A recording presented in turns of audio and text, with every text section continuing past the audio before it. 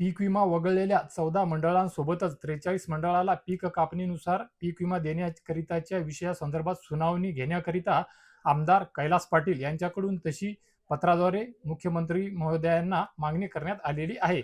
तर बघा शेतकरी मित्र, हा व्हिडिओ पीक विम्याकरिताचा आजपर्यंतचा सर्वात महत्त्वपूर्ण अभ्यासपूर्व व्हिडिओ असणार आहे, ज्यामध्ये तुम्हाला तुमच्या सर्व प्रश्नांची उत्तरे मिळून जातील. पीक विमा काय आहे, पीक विम्याची प्रक्रिया काय आहे, पीक विमा न मिळण्याची खरी कारणे सुद्धा काय आहेत, कोणत्या कारणामुळे पीक विम्यातून आपल्याला डावलल्या जात आहे आणि आपल्याला आपल्या पदरामध्ये पीक विमा कसा पाडून घ्यायचा आहे, या सर्व गोष्टी या व्हिडिओच्या माध्यमातून मिळणार आहे. व्हिडिओ थोडासा मोठा होऊ शकतो, पण शेवटपर्यंत पाहण्याचा प्रयत्न करा. तुमच्याकरिता खरोखरच खूप लाख मोलाचा असणार आहे. आणि ज्या काही प्रेक्षकांना, व्ह्यूअर्स, सबस्क्रायबर, फॉलोअर्सना असं वाटते की आपले व्हिडिओ कामाचे नसतात, फेक असतात किंवा माहिती नसते, विनाकारणची बडबड असते, त्या सर्व शेतकऱ्यांनी सुद्धा एवढा माझा शेवटचा एक व्हिडिओ बघून घ्यावा. त्यानंतर त्यांनी ते व्हिडिओ नाही बघितले, नाही पाहिले तरी सुद्धा चालतील. कारण की पीक विमा योजना ही काही जुनी असो की आता मागच्या वर्षीची असो, ही काही सहजासहजी नाही, एवढी सोपी नाही आणि स्वतःच्या पदरामध्ये पाडणं सुद्धा एवढं सोपं नाहीये. तर या व्हिडिओला जास्त वेळ न करता तातडीने कैलास पाटील यांनी जी मागणी केलेली आहे, त्या मागणीमध्ये म्हणजे त्यांच्या शब्दामध्येच काय आहे आपण हे स्पष्ट पाहून घेऊ. त्यामध्ये तुम्हाला सर्व काही दिसून येईल, कळून येईल, समजून जाईल. तर बघा शेतकरी मित्र, वगळलेल्या 14 मंडळांसोबतच 43 मंडळांना पीक कापणी प्रयोगाद्वारे पीक विमा भरपाई देण्याकरिताच्या विषय सुनावणी घेण्यात यावी, याकरिता आमदार कैलास पाटील यांनी प्रधान सचिव यांच्याकडे मागणी केल्याची माहिती मिळालेली आहे. धाराशिव जिल्ह्यामधील तांत्रिक उत्पादनावर आधारित वगळलेल्या 14 महसूल मंडळांना व इतर 43 मंडळांना पीक कापणी प्रयोगाद्वारे आलेल्या उत्पादनाच्या आधारे विमा भरपाई मिळण्याकरिता राज्य तक्रार निवारण समितीची तात्काळ सुनावणी आयोजित करावी, अशी मागणी आमदार कैलास पाटील यांनी प्रधान सचिव तथा राज्य तक्रार निवारण समिती यांच्याकडे केलेली आहे.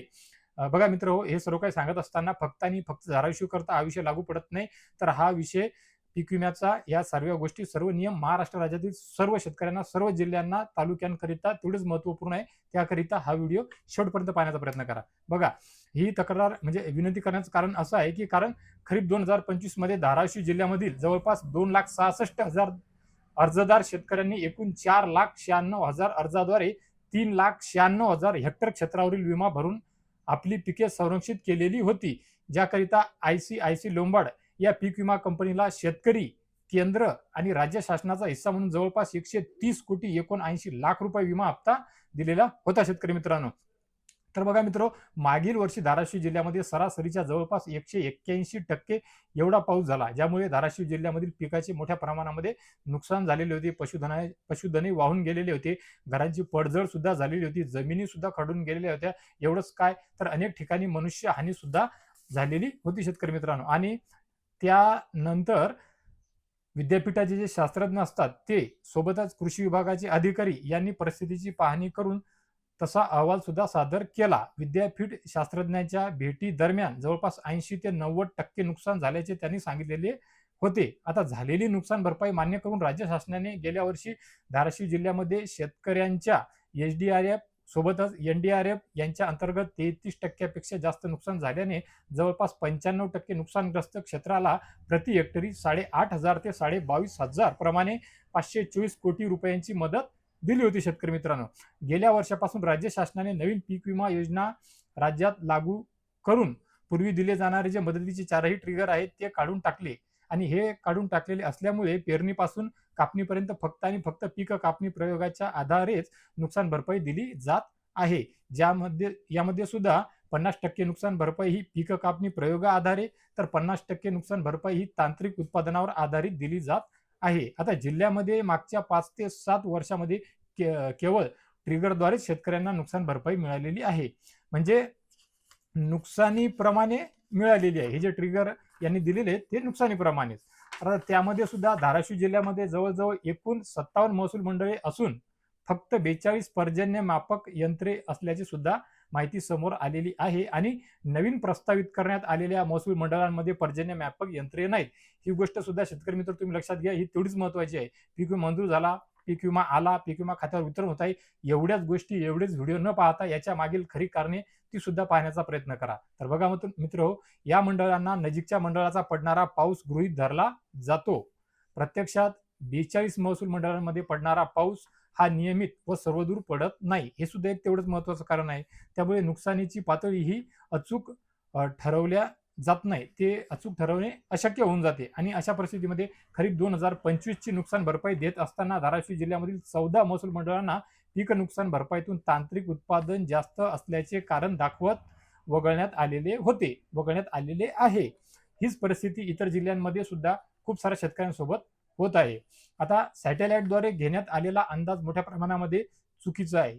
हा एक तेवढाच महत्त्वाचा विषय आहे. कारण सप्टेंबर ते ऑक्टोबर या कालावधीमध्ये ढगाळ वातावरण होते. मागच्या वर्षीचा विषय आहे आणि सोबतच शेताचे जे क्षेत्रफळ आहे हे लहान तुकडे स्वरूपामध्ये असल्याने, म्हणजे वेगवेगळ्या छोट्या-छोट्या तुकड्यामध्ये, हेक्टरमध्ये, एकरमध्ये असल्यामुळे अचूक अंदाज काढणे सुद्धा अशक्य होऊन जाते.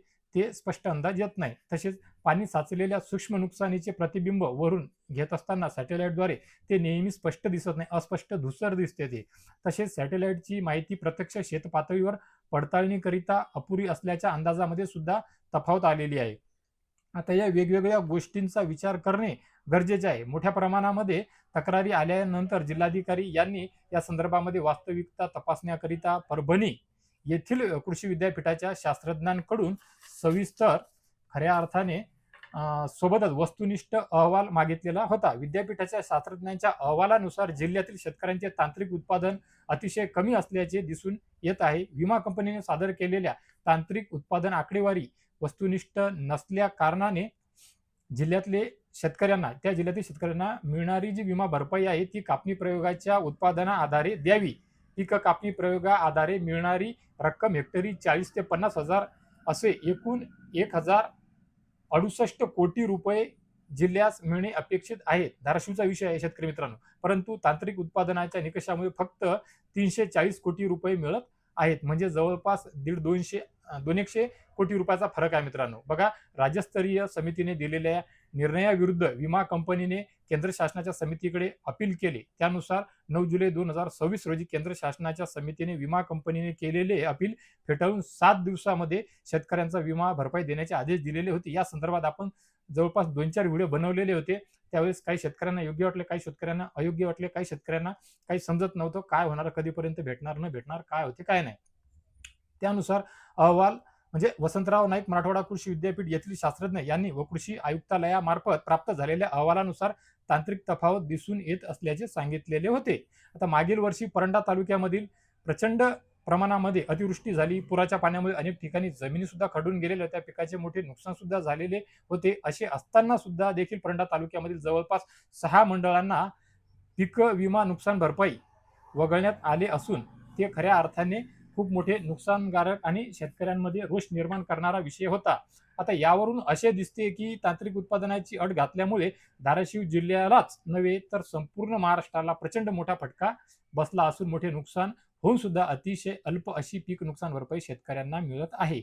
आता बघा मित्रांनो, तांत्रिक उत्पन्नावर आधारित पीक नुकसान भरपाई देण्याची अट शिथिल करून खऱ्या अर्थाने प्रत्यक्ष पीक कापणी प्रयोगाद्वारेच ही येणाऱ्या आकडेवारीनुसारच भरपाई देण्यात यावी आणि याकरिता या संदर्भात मुख्यमंत्री महाराष्ट्र राज्य यांच्याकडे पत्राद्वारे पीक विम्याचे अभ्यासक आमदार कैलास पाटील यांनी खऱ्या अर्थाने महसूल मंडळ निहाय आकडेवारी सह पत्र दिलेलं आहे. त्यांच्या भागातील, त्यांच्या जिल्ह्यामधील, त्यांच्या तालुक्यामधला विषय आहे आणि हीच गोष्ट सर्वांना लागू पडते, आपल्या सर्व जिल्ह्यांना.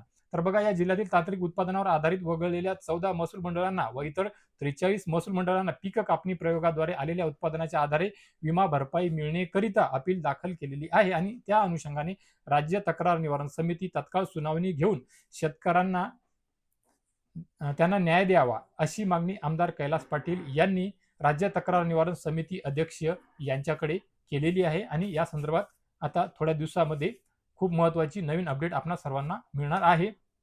ती अपडेट घेऊन सुद्धा आपल्या महाराष्ट्र राज्यातील सर्व शेतकऱ्यांपर्यंत धाराशिव जिल्ह्यातल्या या मंडळातील, या तालुक्यातील शेतकऱ्यांकरिता ती महत्त्वपूर्ण अपडेट आपण सर्वात अगोदर तुमच्या सर्वांपर्यंत पोहोचवण्याचा प्रयत्न करणार आहोत शेतकरी मित्रांनो.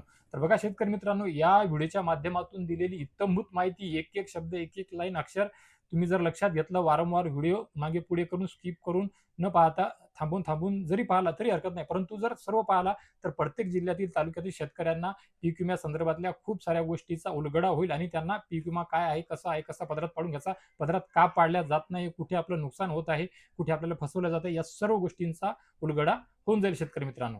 तर मित्रहो, हा होता पीक विम्या संदर्भातला एक खूप महत्त्वपूर्ण व्हिडिओ. आता या व्यतिरिक्त फळबागा असतील किंवा इतर जिल्ह्यातील पीक विम्याची कंडिशन, स्टेटस असेल, त्यानुसार एक एक जिल्ह्याची माहिती सर्वात अगोदर सर्वात लवकर घेऊन येण्याचा माझा प्रयत्न आहे. तर भेटूया अजून एका नवीन व्हिडिओच्या माध्यमातून तुमच्या आमच्या नवीन उपयोगी माहितीसह. तोपर्यंत आपल्या चॅनलला सबस्क्राईब करून घ्या, फॉलो करून घ्या, लाईक करून घ्या, बेल आयकॉनचे बटन दाबून घ्या, जेणेकरून हा व्हिडिओ तुमच्यापर्यंत आणि अशीच विश्वासार्ह माहिती तुमच्यापर्यंत मी वेळोवेळी पोहोचवू शकेल.